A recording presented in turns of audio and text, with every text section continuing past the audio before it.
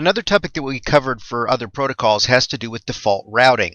Default routing, of course, has several aspects. We need to make sure we understand what default routing is, what it does, how to configure default routing, and then how to verify it specifically with respect to the BGP protocol. To begin with, as we've stated previously, you have to understand default routing. The purposes for a default route are various. It can help you with host routing, if you remember. In host routing, there was the logic of checking to see if something is on the same network, and if it's not, it would go to the default gateway. Very simple routing, but it also applies to larger routing as well. So host routing, it usually points to the internet connection, one or more internet connections, and for very simple networks, stub networks, it makes routing exceptionally simple. And if you recall, the mathematical significance of the default route is it's the most broad representation, essentially saying all routes. So if you remember the principle of longest match means that the most specific route in the routing table is going to be the one that IP routing is going to select. So a default route, being the most general, is only going to be selected if all the other potential listed routes, known routes, have been exhausted. And you can see listed to the left in our graphic depicting BGP default routing. You have up in the upper left-hand corner, you see the route to 0000 network is from EIGRP with an administrative distance of 170, and it's coming from our router 4 router in the EIGRP part of our lab.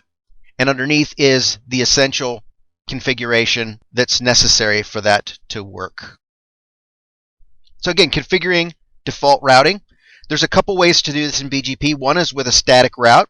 As we've stated previously, the IP route 0000 with the mask of 0000, or stated another way, 0000/0.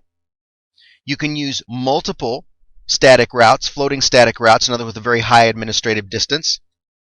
You can also use an existing IGP route, which is what's depicted in the graphic to the left.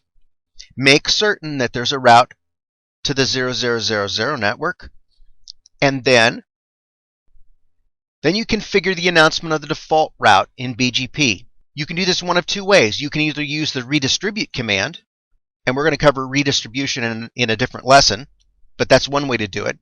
The other is you can use the network command. And if you recall, the network command in BGP announces specific prefixes. So in order to be able to do this with the default route, you just use the network 0000 command under BGP, and then, as in the case with other routing protocols, use the default information originate command under BGP.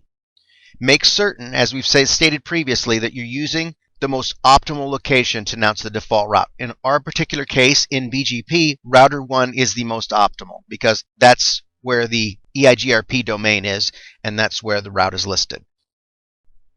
Verifying default routing is very simple. Show IP route BGP, and it should list the default gateway, the 0000 network. Show IP route 0000 should also list a lot of applicable details.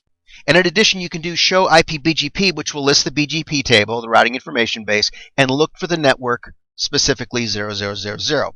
In addition, you can use ping and trace to some public IP address to verify routing to and routing from the device in question.